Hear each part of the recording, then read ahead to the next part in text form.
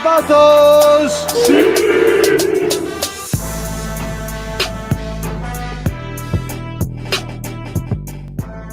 Are you ready for the best Kansas City Chiefs insight? Welcome to the Four Guys in a Bar podcast, presented by Chiefs Blitz and sponsored by Eric Haynes with the Eric Haynes Group. If you're looking for a real estate expert, call Eric Haynes today at 816-729-3785. That's 816-729-3785. Now, here is your Chiefs Blitz host, Nick Athan, with Lou Montagna, Tillman, and Hense Todd.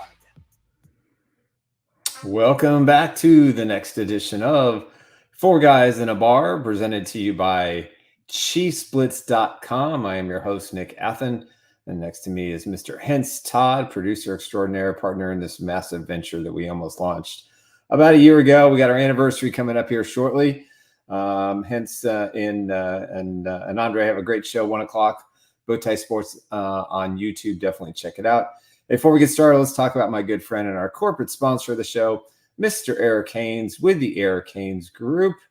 If you're looking for someone who can walk you through the process of making sure that you find the right solution when it comes to buying a house, there's nobody better than Mr. Eric Haynes. You can reach him on his cell at 816-729-3785. And unlike other professionals in the industry, he will answer your phone. If not, he'll call you back usually in 4 or 5 minutes. He is top shelf. He's one of the very best that we have in the Kansas City area when it comes to buying or selling a house. He's also one of my best friends. And so we want to make sure that we give him some love. If you get Eric to sell or buy one of your houses, I will personally give you one of my high-end Lend Austin items as a thank you for choosing Eric, because that's how much we believe in him. So give him a call today at 816-729-3785, or you can email him at esaleskc@gmail.com. Proud sponsor of Chief Who? Yes, and that's CJ Hansen. Yeah. Here we go. You can't have your day until Wednesday. Where you're going to stump us for the third week in a row. I got to tease it every chance I get. That is the voice of Mr. Lou Montagna. When the moon hits your eye like a big pizza pie. And Coach Andre Tillman once again sporting the Missouri Tiger hat. 2 shows in a row. I'm not sure if I'm going to allow that, just so you know. I know, Nick. I know. I need a break. Just so you know, it has to be at least a 1 day Bolt gap. in the house. Nick Bolt. Let's go. I almost wore my KU shirt today, but I changed my mind. Mr. Nick Athan himself. Bring that Earth, Wind, and Fire, man. Where Earth, Wind, and Fire at, man? Oh, well. All right. Which one you want? You want that? Yeah, there you go. It's not my favorite Earth, Wind, and Fire song, but it works. It is today. I told you, I sent you the one a couple of weeks ago that I thought would be really great. Yeah, okay, man. I'll find that one. I think that would be funny. That will really show my age. Little shining star. Yeah, shining stars. Really good. Anyway, hey, before we get started, today is a national holiday, one that has immense meaning to the four of us and to the guy behind the scenes that nobody sees, nobody talks to, but he runs the ship when it comes to our graphics and our social media, and that is Mr. Mango, because today is Roll It Hense. Today is National Mango Day. Look at that. According to Pop Base, who I've never heard of before. Look at that. But look at that beautiful mango. All that color. And then we have mango, so we got a little bit of breaking news. We got a live footage of Mango eating mangoes. Oh, yeah? So if you haven't seen it yet, the graphic itself is great. Oh, Mr. look at Mango. that. So good. This one kind of rivals the Factor Cap. Yeah, this one might be a little bit better, Lou. We've got artists behind the scenes, man. Look at that. Man, the lines are so straight. That was done by a 5-year-old. I could never eat a mango. I could never cut a mango like that, though. like it's hard for me to like. It's hard to get a mango to look like that nowadays. Well, it's got to be ripe. You know, it's really hard to find really good by the time they get to the Midwest. One of the greatest Seinfeld episodes ever, when Kramer got banned from the fruit store. Oh yeah, and wasn't able to eat his mangoes and papayas and everything else. Trying to get Jerry to go in there and buy him. Newman, right? Yeah, I gotta learn how to cut a mango. I do. I have to learn. Yeah, I got to learn to appreciate Steinfeld more because I just don't. Seinfeld, it might be an acquired. Outside of the taste, episode on the bet, I can't remember a single episode except for the ending one. There was a meme out there when they pulled out Kramer when he comes busting through the door like 10 minutes after they made the bet. Yeah, said he wasn't out. even 10 minutes. They put President Biden's face on Mango and he slammed down this 100 on the table and said, "I'm out." That's funny. That's funny. Well, we're not talking about the other stuff that happened over the weekend. We're going to stay positive. No. It was just because of the meme. No, we're not. I'm just messing with you. Come on, man. I'm just messing with you. messing with you. Anyway, everybody's got. Some of us retire earlier than others. We just want to do it on our own terms. Is all. I guess. Hey. Ken St. Clair, I've seen every episode 20 times. Ken, you have way too much time on your hands, my friend. I think Seinfeld's up there with Martin. I think Martin and Seinfeld is probably one of the best shows from the 90s, man. I think those shows go neck and neck. I can watch Martin every day of the week, just like Seinfeld. Like which show? Martin Lawrence. Yeah, gotcha. That show I can watch. I don't know. I liked Alf better. You like Alf better? The alien dog or whatever he was. Alien orange. What was whatever it was? I never understood what kind of. So it was an alien. Yeah, it was kind of like he was kind of like E.T., but more of a Muppet. Yeah, more of a Muppet. Exactly, that's what it was. I don't know if Jim Henson was involved in that or not. No.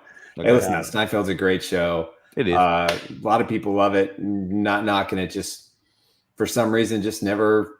You really gotta appreciate the humor of Larry David and Jerry. Yeah. I mean, it is acquired. It's not like slapstick or anything like that. It's just, stupid observations about everyday stuff that they would just step in every single show. And anyway, if you check out Curb Your Enthusiasm too on Max. What I did, I will admit, I watched that more frequently than I did Seinfeld, and I thought it was well done. Yeah, similar, the supporting actors were great on cable because you can get away with a little bit more in terms of language and so on. Mm-hmm. And I mean the guest shots were just I think I would have liked that version of Steinfeld had it not been on network TV. I think I would have enjoyed it probably a lot more. Yeah, Larry is just a twisted mind all of the time. He is twisted. That's my favorite.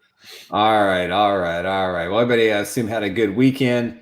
It was mild down here, man. I don't think we got over 81 or 82 degrees, and that's what's up. It was great. I know it was. Had the windows open, didn't have to run the AC all weekend. It's awesome, man. It is. All right, not that we don't talk about the WNBA, but my gosh, I did watch. I watched the game. I did really, just for you they really blew up their All-Star weekend. Yeah, they did. And I think when we talk about the differences between the NBA and the WNBA and just the fact that he's below the rim and everything else, is that they're still trying to make names for themselves. Mm-hmm. So they go hard. The other part is the fact that they're playing against the Olympic team. So the All-Star team didn't want to get blown out, but then it was like, hey, they got to a certain point, like, we can win this thing. Let's go out and do it. Yeah. So it was just amazing to watch, and to watch Enrique just go nuts. Yes, in the second half. She dropped about 21 and 7. She scored all 34 of her points in the second half. That's just incredible. It was her second MVP. She plays for the Dallas Wings. And Dallas Wings, they're just not very good this year. And she's not on the Olympic team, correct? No. And that's it. I think she went off the last time they did this too in 21 before the Olympics. Yeah, when they got pushed a year. And she is a slanger. You hear me? That woman likes it. I mean, I think they all stood out. I mean, Breanna Stewart, to me, again, I just think she's the best player. I mean, she and Asia Wilson, but Breanna Stewart had a huge game too, and Caitlin did her thing. Let's talk about the elephant in the room. CC and Angel, man. Angel Reese did her thing. So it was a lot of fun to watch. Very competitive. You know, it's interesting. Yeah. What's interesting to me in watching it, because again, this is probably the only time in my life that I've started to watch the WNBA, and a lot of it has to do with Caitlin Clark and all the nonsense that's surrounding her. And you know, and I was curious to see, and that's the primary reason I watched it was, you know, how her teammates were going to react to her in that kind of setting. And from all accounts, everything went great. They got along. They were high-fiving. You know, whatever differences they had, they certainly moved those, you know, out of the arena. I think the differences are overblown amongst the group. I think it's like you said, the outside noise that people just kind of make stuff up. Yeah, but my point was that's not really what I wanted to talk about. I thought that was my intro to the fascination. Yeah, and I'm watching this game, and it reminded me of the old NBA because these women shot a lot of 3-pointers. I mean, it was, you know, there was a lot, and it kind of reminded me of what happened when the NBA officially put, you know, the 3-point line out there, and everybody just started chucking, and now the NBA is all about the 3-point play. And I give them props because that's what people want. But I was impressed with their ability to recognize who the hot players on the field were in the basketball court, and where to get the ball and how to run the floor. I wasn't expecting that.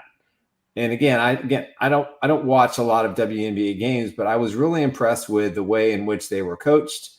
The fact they beat Team USA, and it took me at least a quarter to kind of figure out that, wait a minute now, they're playing Team USA is kind of a scrimmage kind of thing.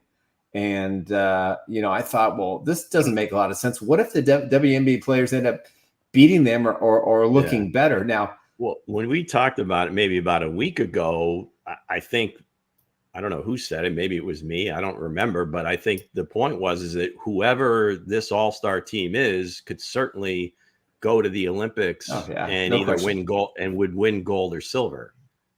So, I mean, it's the best women's league on the planet. There's only 12 teams. There's only 144 players. They're the best of the best. And I think, Nick, your takeaway is exactly what people that don't watch the WNBA think is like, well, they're just like maybe like these high school players that, you know, they're whatever, they're good, but, you know, how much basketball? No, you watch them carefully and they play basketball the right way. Yeah. And it's very impressive. Very entertaining. Yeah, it kind of restored my faith because to me, the NBA is almost unwatchable. I mean, I don't even watch the NBA until you get to the second round of the postseason. I agree. It's just so. I agree, man. And in the all-star setting, again, one of the biggest things is the fact that where the NBA has grown and there's so much money in it, all the players are like multimillionaires. Oh, you know, some of them a billionaire, right? But there's no. Yeah. If you watch the All-Star game, there's no incentive to play hard. I mean, the thing that they want to do is not get hurt, and it just turns into almost like it takes it away. It takes it away from the NBA, like the and one mixtapes. Where guys are just trying to clown other guy, whatever, and they're just they just let them go, and who's going to get the best dunk. Whereas this was against the Olympic team. Obviously, they wanted to win, and the WNBA, the rest of the women was like, "Hell no, we're here to win." I don't think they're going to. Real quick, look, guys, real quick. That's why I'm saying the '90s NBA players. I picked them over the players now because even in the All-Star game, it was competitive. Like, you can't wait to watch my favorite star versus your favorite star, right?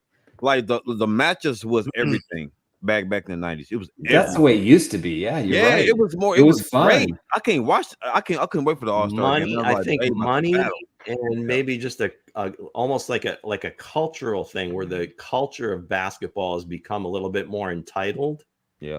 Amongst the players, and it's that grit and just that determination. That's the differentiating factor. I think when we talked about the dream team versus this team. Now, this team may be more talented. Yeah, but they almost lost over the weekend. But in terms of the grit and just will to win and will to prepare to win, might be a little bit different going back. Again, could be money, but the fact is that, again, the kids that are growing up in this culture of basketball, I don't know that they completely appreciate what it takes to be the best. Well, I think you also have to look at, obviously the Olympics are coming up here in a couple of weeks, or less than a couple of weeks. I think Friday is the opening ceremony. So, I mean, you've got, international basketball for men is far tougher than the international for women. There's NBA players on every team. And even if the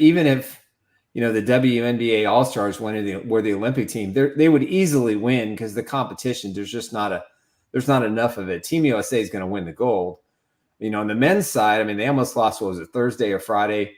LeBron had to I didn't even know South Sudan, there was a country. I didn't even know. I've heard of the Sudan. South Sudan, they split it up. It was 101 to 100. It would have been the biggest upset of all time when it comes to international basketball.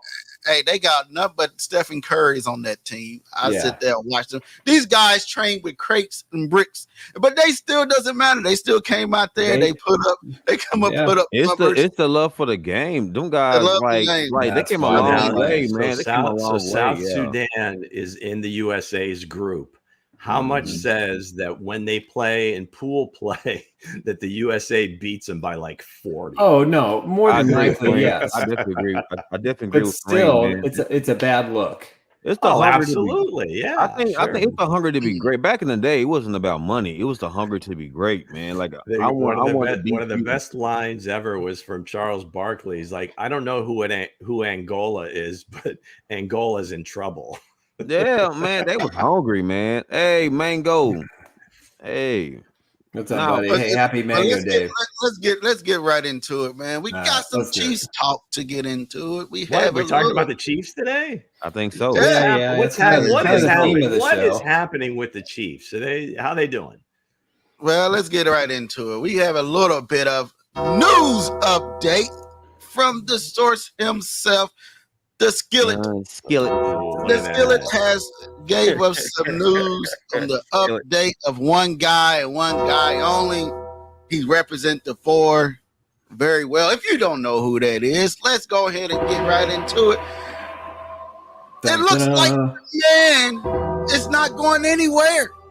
It looks like he's going to be around for a long time. Who said that? Who said that a month ago? 3 weeks ago? Go ahead and read the statement, Nick.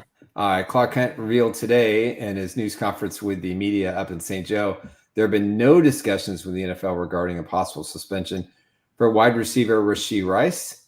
Potential punishment still quite a way off, it would seem. So what that means is, again, these cases have not gone to court. That's crazy. The court case against him for the driving incident, the civil suits, which will be settled prior to, they won't even see the light of day. They'll be settled. And the good news is like I've been saying, the Chiefs' preparation in the offseason has been and maintained since he, took accountability and kind of kicked some of his entourage to the curb, if not all of it. And they bunkered him in Kansas City to work. He has been nothing but short of spectacular in practice. He's in great shape. He's definitely ready to elevate his game, and he's not worrying about any suspensions because I don't believe there's going to be any this year. The last thing the league is going to do is, let's say it does go to court and they defer it, or they do a plea deal. It's still going to take them time to do their own investigation because part of that investigation reveals specifically what the language is of whatever deal, the civil cases, et cetera, et cetera. And in this instant, because the Chiefs are going for a three-peat, I would find it hard-pressed with the amount of publicity surrounding this team, the ridiculous stretch in December where they have to play 3 games in 10 days, one of them national on pay-per-view, that they're going to suddenly suspend him in November or December. I just don't see it. Now, the start of 2025, I think that's where you're going to see probably a 4-game suspension. And at that point, we don't know what the receiver room is going to look like because there's a lot of guys who are playing for big contracts this year. So with that said, I said this a while ago, I don't think he's going to be suspended this year. So he'll be a full-time member start to finish for the Chiefs, and that is terrific news for this offense. He'll probably be suspended in the offseason. Yeah.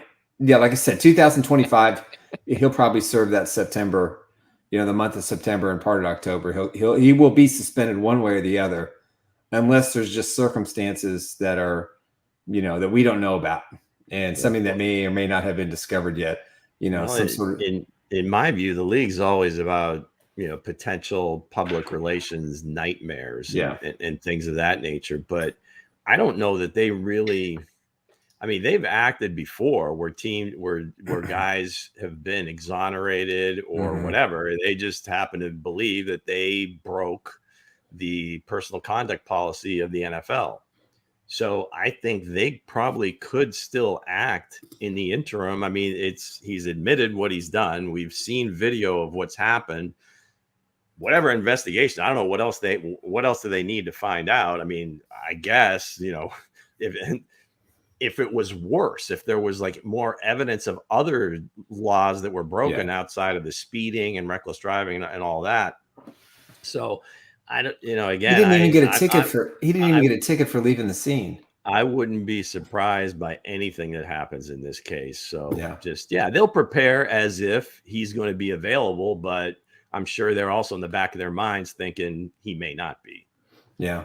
Yeah, still a possibility as like he might still be getting suspended. Mango's got a comment. Watch our luck; he'll get suspended during the playoffs.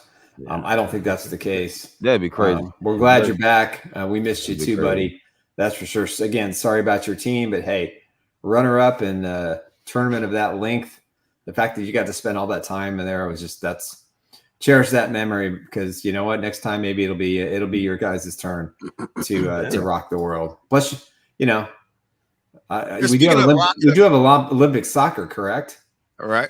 But speaking of rocking the world, and hey, it's only one man that's going to be rocking the world this offseason. That's Patrick Mahomes, because he has the 1, not the 4, and the 5 that's going to be out there, plus the 17 that's going to be out there on the field next season. So, like they said, you welcome, Pat.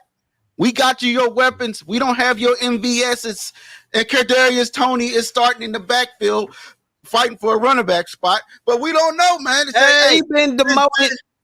But the team is looking good. Put it up there right now. Put the graphic back up. Give them their name. The KC Track Club. The Track Club.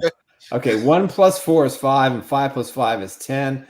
That's how many points per game difference the Chiefs are going to accumulate this season. That's going to be scary. 10 plus points from last year per game. These two together, these three together is going to be scary. And we got Travis Kelce too. Oh yeah, we got Andrew Wiley too, the Golden. Oh yeah, that too. But again, the nickname for this squad. If you had to get a nickname for this squad, who y'all giving? What's the nickname? For those of you that didn't hear it, the KC Track Club. KC Track Club. Yeah. Y'all going with that? I'm going with the Zoomies, like the dogs have when they be running around the house. I'm gonna go with Soul Brother the Soul Brothers. The Soul Brothers. There you go. But again, man, speaking of Kadarius Toney, a lot of people thinking it's a bad thing that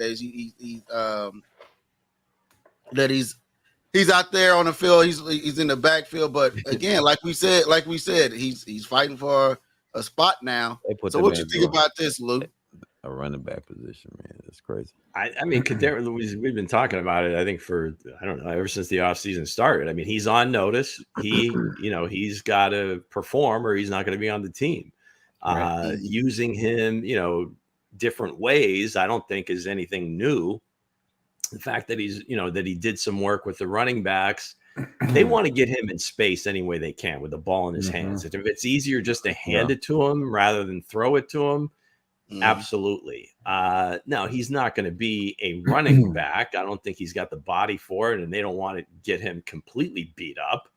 But, it's every so often to throw him in with that group and just to work on different things, I think is kind of an Andy Reid special. And it's real quick, another thing that teams have to prepare for. That's true. Hey, real quick, St. Clair said Andre said he needed to see TDs from Worthy in training camp. Check. We'll get there. Right. We'll get there. Right, I'm just saying. You're right. You're right. You know. Okay, I'm just saying. That was a pretty sick throw. That was. It just had everybody flipping out over the weekend. Speaking of the X, man, let's put it up there. There it is. Thanks to KC Sports Network. To his left, turns his body. That's sick, man. I feel bad for Brian Cook. I mean, because Brian Cook. Welcome back to the team. He doesn't need that. Hold on, I'm gonna zoom in. I'm gonna zoom in at the bottom of here. Look at Matt Nagy at the bottom of the screen. A lot of people didn't catch that. I called it at the bottom. The guy was cheering. He was jumping up and down. Hold on, I'm gonna zoom in at the bottom of it. It's gonna go right back to it. Look at Mr. Matt Nagy himself. He's at the bottom of the screen. Hold on, I'm gonna zoom down. He's at the bottom of the screen. He's cheering. Hey, he know what he's got. He know what kind of weapon he got in the Xavier. Look at him come across the bottom of the screen. Now look at him. Look at him. That's pretty great. Look at Kelsey. No, we love it, man. We just absolutely love it. A ridiculous throw. I It mean, was- it dropping it in the bucket, going Well, guys, the do you wrong realize way. the speed the Chiefs have now with Worthy First day doing of that? camp. The impressive thing is, crazy. to me, the most impressive thing about that to me is just his ability to track it, because that was the thing that they missed with Tyreek. I don't know that anybody tracks the deep ball better than Tyreek Hill. Absolutely. This kid has shown the ability, in college. Let's see when his first opportunity. There you have it. So hopefully the pads won't make a difference. And I don't think so. yeah, They we'll see that. anyway. We'll see this a lot more. I was impressed. And again, Lou, I feel you with Cook. Cook comes back and get cooked. I'm saying he comes back and get cooked, man. He's playing. He's doing his best. He's playing safety. I'm not out here just supposed to be guarding 4-2 whatever guy. He wasn't even running fast. Man, look at them He hamstrings. wasn't running fast. He was not even running fast. Mahomes threw a perfect angle. He threw a perfect angle. And Cook was just, he was a foot late. And hopefully Cook stretched his full hamstrings speed. He probably has to come back for the ball. That was I wrote an article yesterday about him at chiefsblitz.com about Worthy, and you mentioned Andre about Tyreek Hill, and Tyreek Hill was not a great route runner when he came to the Chiefs. No way. He just wasn't, and it took him a good year and a half. Into his second season to where probably halfway through that, they have something here. And then he became, in his third year, a terrific route runner, tracks the ball better than any other player I've ever seen at the wide receiver position. Of course, having Patrick Mahomes throw you the ball in a general vicinity is going to help, do that. But he had to learn that skill. Whereas Worthy, he understands angles and he understands already what's expected, and it doesn't seem like the game is going to be too fast for him or too big for him. And if he can just continue to use his natural abilities, which is a terrific route runner, good hands, will understand the playbook when it's all said and done. I'm excited for this, but I think he is at least a season ahead of where Tyreek Hill was, comparable to first training camp, rookie year, kind of thing. Yeah, natural wide receiver versus Tyreek being more of a return guy, running back. But again, I'm happy for him. My man himself is out here getting it in. There you go. Thank you, Bring it, Buffalo. Eddie. Has everybody caught Beverly Hills Cop 4 yet? I seen it. I saw it. Yeah, I saw it. Pretty good. Pretty good. It's pretty good. It's a good nostalgia movie. Yes, and Ruben says the fact Worthy was just jogging. Yeah. That's scary. He had to slow down a little bit. He doesn't want to make Cook look too bad. Hey, they finally got their deep threat though. They're real deep threat. Now Mahomes can be Mahomes again. You know what I'm saying? Yeah. You got your Tyreek Hill now. You got that guy that can take the top off the defense now. It was fun. He was out sick today, and everybody said, "Oh no, oh no, guys. Oh no, he hurt his hamstring. Oh no, he's injured. Oh, here we go again." I think five's going to be pretty good too. Yeah, five's going to be really. Five had a good day today too, from what I heard. He was outstanding today. So so they cook in the secondary. Is that what you're telling me? Tomorrow's gonna be Rice's day. Okay. The secondary had a good day today. Mick Duffy had a tip he tipped the pass. Joshua Washington, I think, had 1 or maybe 2 interceptions. So they print pretty good. But again, Xavier Worthy is out here partying all the time because you guys, Buffalo Bills gave us this guy, and we happy you guys get the sense that Hense really is digging this Eddie Murphy song. I mean, most of the I think most of the audience probably didn't even know Eddie Murphy had an album. Yeah, no, I did. It was one of his. I probably had it at some point somewhere. It was one of his most popular feats. Before we get too far along, I want to answer a couple of questions. Ken Sinclair, how is Reese Zemek doing? From all accounts, he has done pretty good, and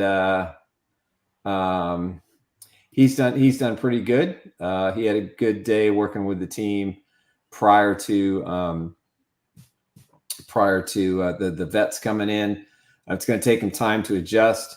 Tony, again, a good chunk of reps for the running backs today, so maybe this would make a lot of sense to me. To put him in the running back room, but it's a pretty crowded room. So we'll see how that plays out. I think we're not going to find that answer out until we get to training camp or to the first game. Yeah. But a little update from Mr. Mango himself. He said the potential running back room. What you guys think about that? Think about this potential running back room. Isaiah Pacheco. That would be pretty good. And Kadarius Toney. I mean, I think you get Kadarius Toney out in open space and a screen pass and get him outside. I got no issue with it at all. I think he'd certainly be great. Now, I'm not sure he can carry the rock and run, up the middle, but heck yeah, as a third down back, why not? I mean, they used to put Tyreek in the backfield. They've had McCole Hardman in the backfield before. I mean, Sky is a former running back. So, I mean, I think they can interchange any number of these guys. I wouldn't read too much into it as far as him being in the running back room or being, one of the running backs, even like a third or fourth running back. That's just not going to happen.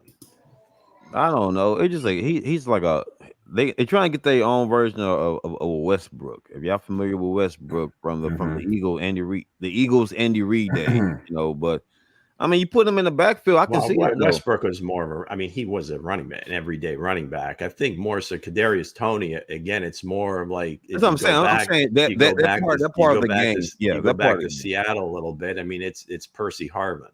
Mm-hmm. Yeah, he's going to maybe returning punts.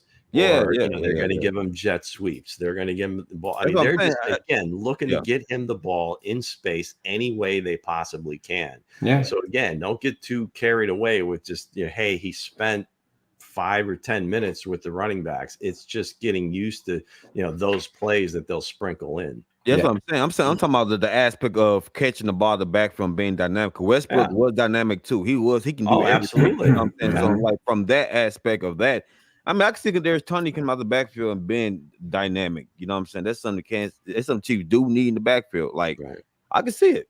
I really can. I can see it. Yep, I'm all for it. Especially third downs too. Especially on third downs. More touches. More touches. I can see him in the backfield, man. Hey, because he do got some juke moves, man. Like the juke moves are there. The Dante Hall, the elusiveness is there, but catching the ball was a problem last year and wasn't like a problem for him in college or coming out of college or nothing like that. It was just I feel like it was just a down year for him last year. So I'm hoping that he could, because I do like the kid. I want him to come out and stay around, but it's going to be an uphill to battle, man, because you got Worthy, you got Hollywood Brown, Rasheed Rice, you got Nico Hardman, you got, Sky Moore, Ross, Justin Watson, a lot, Mango's guy, number 81, Remigio, wherever his name is. But Remigio. There it is. There's the official. But again, he's out there. So, hey, like Sky Moore right now is having a bad camp. He had a couple of drop balls yesterday in the end zone. So it's gonna be an uphill battle for those two. And we first on 4 Guys in the Bar has been saying it for a while. that these two guys is gonna have. It's gonna be cut or go. You know what I mean? Or you go or find another position that you can play. Say, hey, coach. I know we stacked in this room. Hey, what about the running back room? I see y'all need help down there because who they have? Isaiah Pacheco and what else behind there? Yep, that's the big question. We talked about that in our running backs preview last week. Who's going to be the number 2 or 3, and we don't know yet. Clyde Edwards-Helaire is obviously going to get the most opportunities, but he hasn't been the same player he was his rookie year. So time will tell. But I think this means that Andy Reid is going to really shuffle guys in and out, keep defensive guessing. He has a plethora of talent and playmakers now, and all this team needs to get a little bit better is for either, Tony or Moore or Remigio to kind of come out of the shadows of the big 3, and that's what training camp's for. That's what the preseason games are for. So he's gonna need a lot of reps. It's the last year of his contract. I don't get a sense that he'll be back in Kansas City next year. I don't even get a sense that he likes being in Kansas City. You just don't know with this kid because he's kind of all over the place. But I will say this: when he was returning punts, and he was in the offense, he was productive at the same time. And I think that's something the Chiefs have to seriously consider. Though Remigio might be number 1 right now in kick returns or punt returns, I think if they have plans to use Tony this year, I think they have to give him one of those 2 jobs. And I think that makes him a better football player. He gets some contact. He can make some plays. He can gain confidence. And when he did that in the year before last, obviously the big Super Bowl he had, it makes a difference. So, we'll see what happens. Mango's got a question. Irv Smith Jr. has gone under the radar. What kind of season do you expect for him? I've gone on record. I think it was a terrific signing. I think it was one of their best free agent signings. I think he's got a lot of upside. You're not going to find a bigger fan of him than me, especially watching him at Alabama. It just didn't equate to the NFL, and the Bengals didn't use him right. And he was one of the first free agents the Chiefs signed. So, then they got Wiley, and, that gives them 3 really good plus 50 shades, 4 really solid, tight ends that they can rotate. So we'll see what happens. But I like him. I think he's going to stick. And we got one more question from Mr. Harry. Running back room might not be decided until they see what they can do. Run blocking, make another bigger back gets the edge. Maybe speed gets the edge. This is from Harry Mills. I don't disagree. Not one bit. I think that, they've got a couple of rookie running backs, undrafted free agents that I think can make some noise too. But, their versatility and how Andy decides to use them in making the best out of their strengths is going to determine that. But this running back room has a lot of potential, but it also has a lot of question marks. It does. It does. And this is my take on the running back room as far as that goes. Honestly, the way the offense, as far as the receivers and the tight ends going, you can just sprinkle in like a dab here, a dab there, as far as the running back going. Because to me, honestly, Pop doesn't have to run like that anyway. Right. You know what I'm saying? So I feel like the offense is going to be more balanced anyway. Because like I said, this offense is not built on running backs. You know what I'm saying? So no. So that's what I'm saying. Like, it's not going to be a big of a deal. Well, you have to run the ball, I think, enough to keep defenses honest. And I think the Chiefs have the talent to do that. Where it's going to come from and which guys outside of Pacheco remains to be seen. Just block for Mahomes.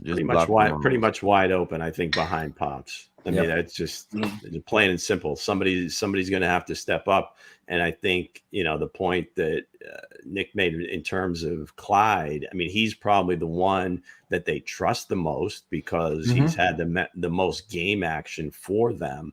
But that doesn't necessarily lock up a second position for you. I think your man Freeway there brings up the guy Keontae Ingram that, again, every single time it came up, Brett Veach would bring up his name. So, we'll see. He'll get every opportunity to be that second guy. Deneric Prince, another year in the system.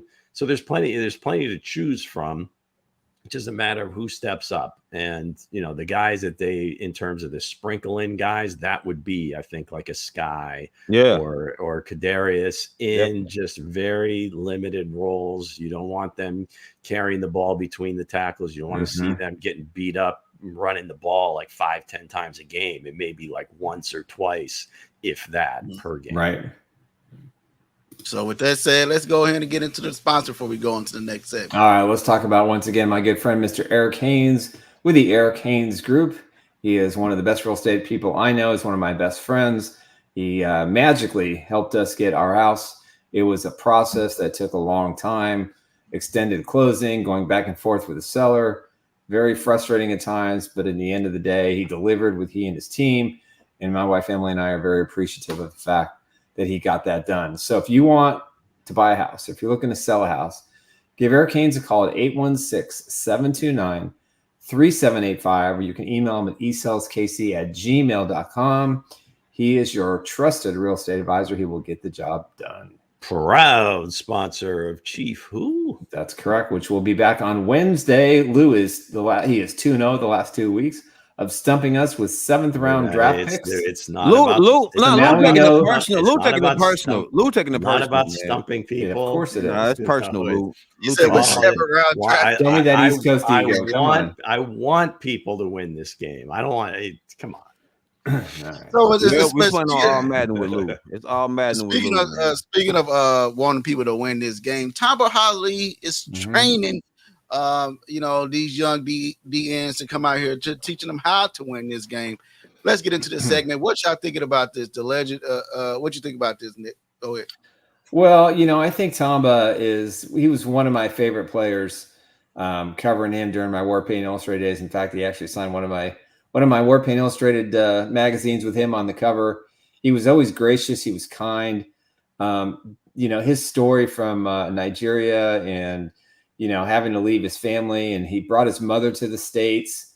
It was just a heartwarming story at the time of everything that he'd been through, kind of similar to what happened with Christian Okoye, in his trek to the United States. And, he had a terrific career in Kansas City, one of the top 5 pass rushers of all time for the organization. And a year ago, he took George Karlaftis under his wing and kind of worked on him with jiu-jitsu, working on hand technique, body leverage. And you saw the distance that Karlaftis, went from his rookie year to his sophomore year, where he was twice as good a player, I thought, this year or last season. And then he's working with FAU, first round pick from K-State a year ago, who had a miserable rookie year, largely because of injuries. Also largely because, they had some other guys kind of step up. Karlaftis did a terrific job. They weren't expecting, some things from a few other players. Amenahue came out, until his injury in the AFC title game, and he was terrific. So Spags talked about him today, and he expects him to be a better player. And I'm curious to see if Tamba geared into those natural tendencies and the natural abilities. And he's one player who I think is going to have a very good year for Kansas City. Mike Dana is the name I was thinking about, who came out of nowhere last year. So I'm excited about this. I'm curious to see what he learned, and the fact that he did this with George Karlaftis, the 3 of them together, is probably a good sign, because, someday these could be the 2 bookends that are wreaking havoc on the rest of the league. Well, Tom is a little bit of a renaissance man, because he's a musician, studying obviously to be a jiu-jitsu expert, black belt. I don't know if he's quite a black belt yet, but he's helping these guys along. Right. He was kind of an undersized dude trying to play defensive end, in the Chiefs 4-3 defense. And then eventually when they switched to 3-4 and he kind of made the transition to being the stand-up outside linebacker, I think that's really when his career exploded.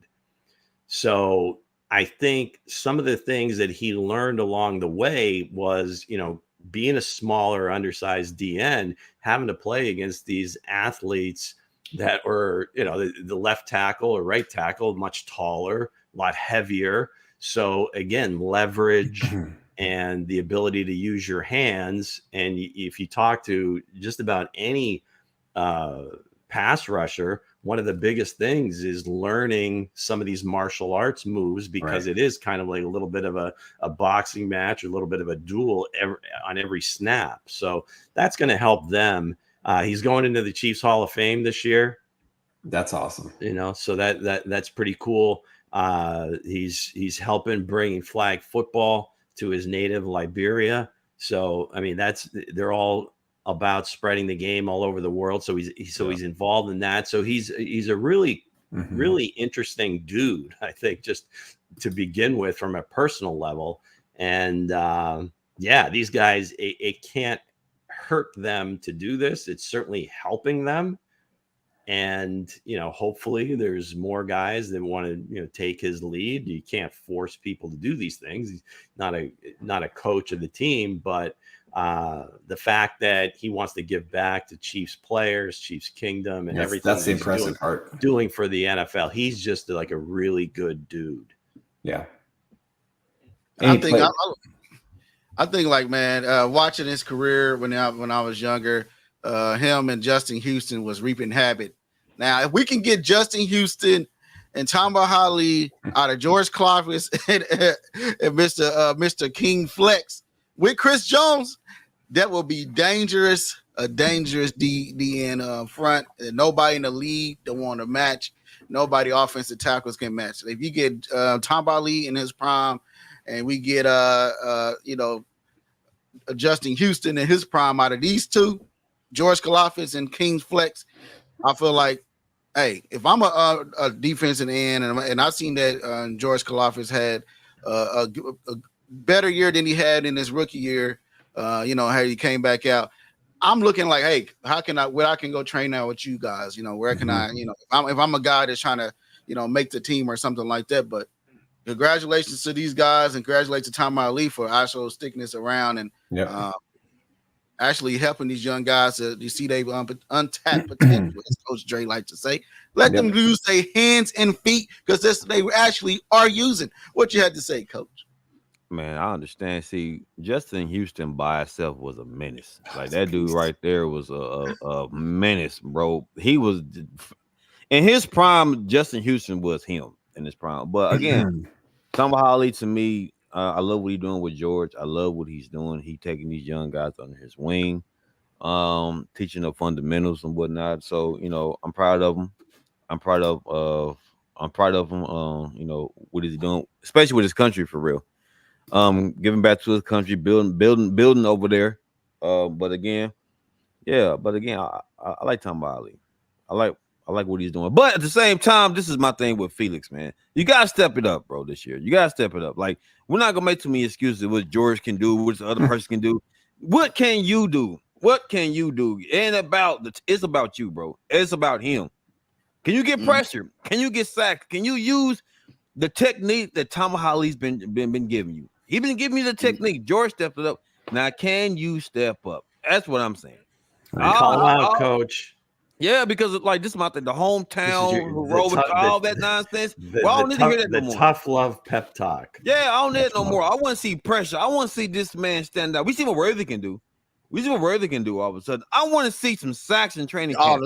T-shirts and shorts, gang. That's right. Hey, you better use some upper body technique. You better start learning. I want to see this man produce in training camp. All right. We know about everybody else. Is Wednesday the first padded practice? I'm pretty sure it's going to be. I don't know if they're going to be. I think it's Thursday.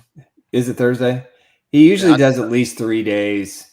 So I don't have the practice schedule in front of me. Well, I think a lot of it is league mandated too. They do it. Yeah, in phases. It's flag football for the most part in training camp. Yeah, flag football. Well, again, I want to see this man get beat. Now, Worthy got busy. All right. I thought I wanted to see what can Worthy bring to the table, and I seen it. Now Felix is on you. Now, what can you do? Yeah, what can you do? Harry has a good point. Harry has got a good point too. Remember how beat up Eric Fisher's arms were from practicing against Hali and Houston? Elbows jammed, forearms all beat up. He was a menace. I mean, he was as close to the Derek Thomas dip, coming around the edge, under the shoulder. or under the armpit of the defender than anybody else got. Justin Houston, had power and speed, and he could push guys back. And Tamba had to adjust how he rushes the passer. And I remember there weren't a whole lot of people that were excited the Chiefs took him in the first round because they didn't see him as a guy out of Penn State. And Penn State at that time, had some really good players, but, everybody thought it was a reach, and it took him a little while, and it didn't take very long. And then when he made the switch, he just turned his game up to a whole new level. So, he played unanimous first team All-American. I mean, he was a pretty good player. No. I'm not saying that. I'm just saying they didn't think he was. He didn't seem to have. Well, he was undersized. I mean, he was playing. He was playing some defensive tackle at Penn State. It's a little bit different in college. And then, so I said, in a 4-3, he was kind of an undersized DN. He was kind of really playing out of position. But then when they switched to the 3-4. Not that he was going to be like this great cover guy, but standing up, it was a lot easier for him, I think, then to just kind of use his skill set to beat the tackles on the edge. Listen, again, I want Felix. Like everything y'all saying about Tamba Hali, I get that, but the main focus is on Felix. Hey, training camp, I want to see this man get busy. Pressure, something. Hey. Get Mahomes out the pocket. Get him out the pocket. See, if it was out the pocket because of Felix, and he would roll to the left side through the worthy other, Felix, okay. Was that Mike Pinnell trying to chase Patrick on that pass? I think so. But again, between Justin Houston, I know what Nick said, Justin Houston and Tamba Hali. I know Tamba Hali didn't get that much sacks as Justin Houston, but Tamba Hali, when he came off the end, I knew the ball was coming out. I knew the quarterback was going to lose the ball, and he had that chop down pack. Every time Tamba Hali came around the corner, somebody was losing the ball. So if we can get these guys to use your hands to stop trying to fight for the sack, fight for more for the ball. 33 forced fumbles. Yeah. The guy was imagine if we could get those two guys to do that and give Mahomes the ball back more often. I think this defense is going to be better than last year. Hey, read that comment. Hey, go back. What Harry just said. He said, "Yes, it was Pinnell. That's why he had time to flip his hips and reset." Hey, kudos at least getting the pressure out there. So Mike Pinnell taking some shots. I mean, that's really not his game. Sort of like Brian Cook on the fastest guy in the league. Did you see what Mike Pinnell did to Trent Williams though in that Super Bowl? No, he body slammed Trent Williams. Now that's more his game. That's more his. That was a reverse pancake. Free made a good comment. It's time to pull your weight, Felix. You're a first round pick. And pull your weight. Like, come on, you're not no seventh, you're not 6th, 7th round pick. You're a first round pick. Yep. Like, come on, we gotta stop playing. We gotta stop buttering his biscuit, man. He don't deserve a gold jacket. He'll get plenty of time to have his biscuits and gravy in the preseason. I better take it. So hold on. Every time I'm hard on these players, they produce, right? Joshua Williams produced. Worthy out there showing out. Now it's time for Felix. Yeah, you're 1 for 1 in this area. That's right. But speaking of Nick said preseason, you can't just. I was just sitting back there before I started the show, and I was getting on the computer. I was like, "Dang, preseason is right around the corner." It's right around the corner. A week from Saturday. Yeah, we're gonna have a preseason game pretty soon, guys. I can't, man. I'm excited. And we need to get Lou down here. Lou, we get down here. Yeah, I think you should come in. We're gonna have a live show. Hey, we gotta have a live show, guys. A live show. 4 guys at a bar. A live show. We can't have a live show without Lou. At actual bar. Can we get a spot in the stadium to do the show? Oh, that'd be I don't think that the Wi-Fi wouldn't support it. Trust during me. A game.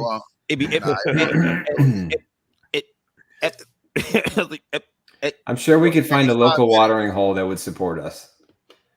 Yeah, sure. The crew want to see us live. I mean, let's go live. I'm like, God, you can ask me all type of questions and whatnot. We could truly sit at the bar. We could. But again, if y'all thinking about that, like Tamba Hali is actually putting an impact on this team, as a veteran. And that's a guy I would love to have on this show to interview or, have on the show to I love that. Tamba Art, bring him on here to talk about what he's bringing to the team. He need to be a coach. Real need to be a D-line coach because they are, but something in the Chiefs organization because he's kind of busy. He's a little busy off the field. Yeah. Mm-hmm. Like I said, what do you think about his music though? Have you listened to his music? You listen to his music? It's been a while. It's been a while since I have. Why? Do you have some of his music pulled up there? No, I don't. Oh, okay. I ain't gonna listen to his music. I'm say, Lou brought up the music, so I asked. I said, "Had you listened to some of his music?" I heard some snippets when they've done like some interviews with him. Y'all didn't hear they talked about an album some years ago, but no, not necessarily. Okay, before we close out, get into some of these questions. That's all I have for today. Go ahead and get some. All right. Well, Harry Mills just posted what I like Holly to do in addition to the BJJ hand fighting is the special awareness that things he did weren't just pass rush. Ever see him fall on a running back accidentally? Of course, he pummeled people. If there was somebody on the ground, he would just say, "You're not getting up," and that was really great. Really, Ken St. Clair and George got that fumble from Kittle in the Super Bowl. Yeah, that's instincts. That's learning to be prepared and be ready. Ruben, question of the day: how much coffee did Dre drink today? Plenty, Ruben. I drank plenty of coffee, Ruben. Frank Casteros, our Greek buddy from Canada. FAU needs to be given a chance. Easy selection for the NASCAR packages. Let's see who else we got here. Ken St. Clair, Chiefs offense will be very difficult opposing teams to prepare for. So many weapons that work differently. I agree. And speaking of Kadarius Toney, according to Harry again, Debo, Kadarius, McCole, guys that get the ball in different ways. I agree. Jury's still out on Reese Dammit. We'll find out here pretty quick, but and the most important thing, Mango's back with the gang. We appreciate it. He did a little work while he was on his football journey in Europe. So we appreciate that. Now he's back with us, and we're getting geared up and getting ready for the first preseason game in about 10, 12 days, 14 days, something like that, 13 days. Mm-hmm. And I will be at training camp tomorrow and Thursday. I'm gonna try to see where I can set up live there to watch your live show. You want to Thursday? Yeah. Whatever Bowtie says, man, for some reason stuff start to happen, man. Because why is Reed banged up and I'm trying to tell you. I don't understand it, man. I'm like, every time this dude say something, man, about these Chiefs, this gold jackets is dangerous, man. It's the mystery cup my son made. What is that? I don't even want to know. You know what? I was gonna say something, but I'm gonna keep it PG. It's a family show. It is. I'm like, look, we clicked on the same thing. He said, okay, let me keep it PG. Your kids bring you something, you be like, that's art though. Hey, Hense, but it's art though. It's art. It's art.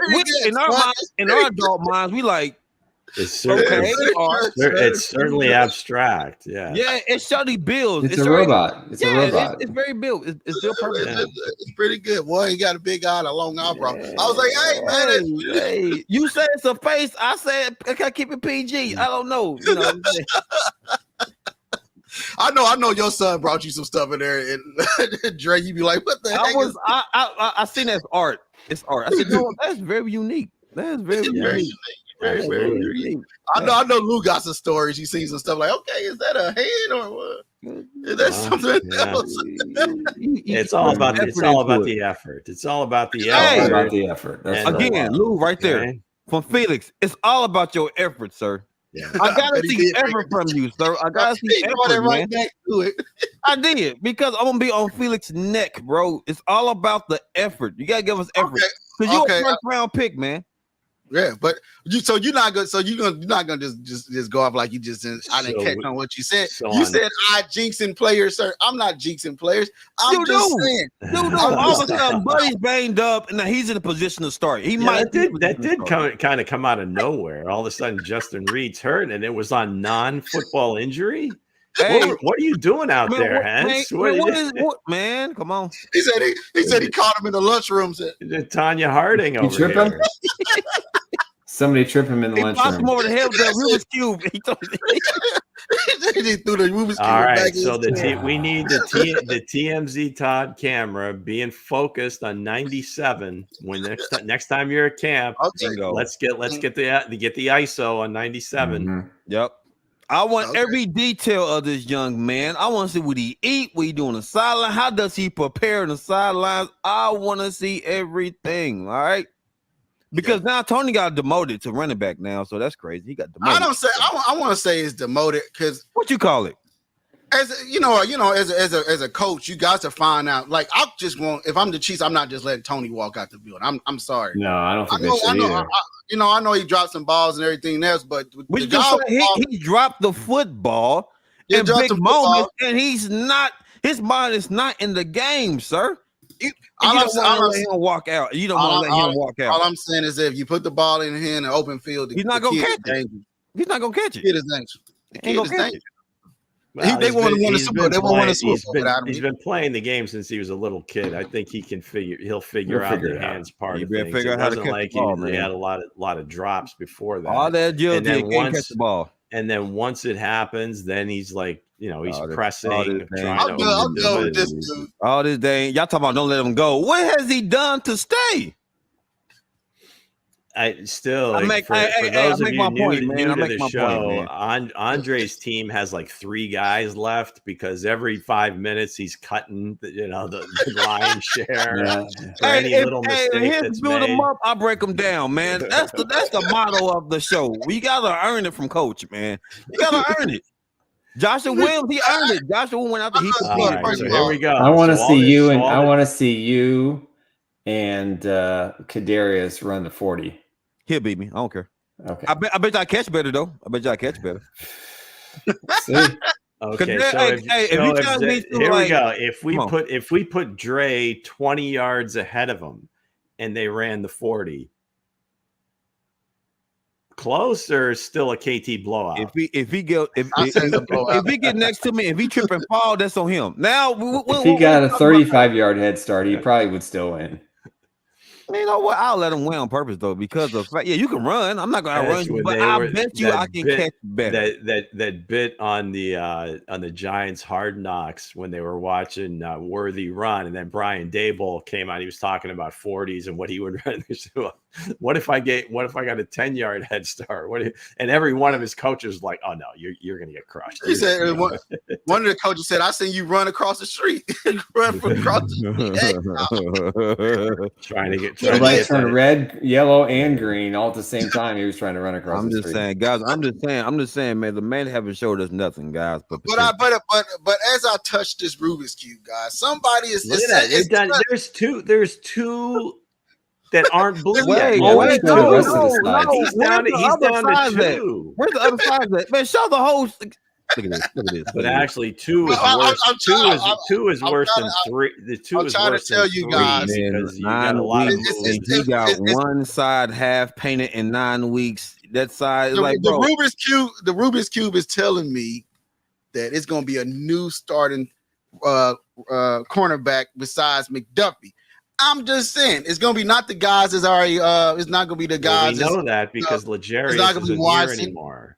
I'm saying it's not gonna be Watson or Jalen. Joshua Williams. It's gonna be somebody, maybe a rookie. Bro, that Rubik's Cube is half confused. It's half confused. He came from Tennessee.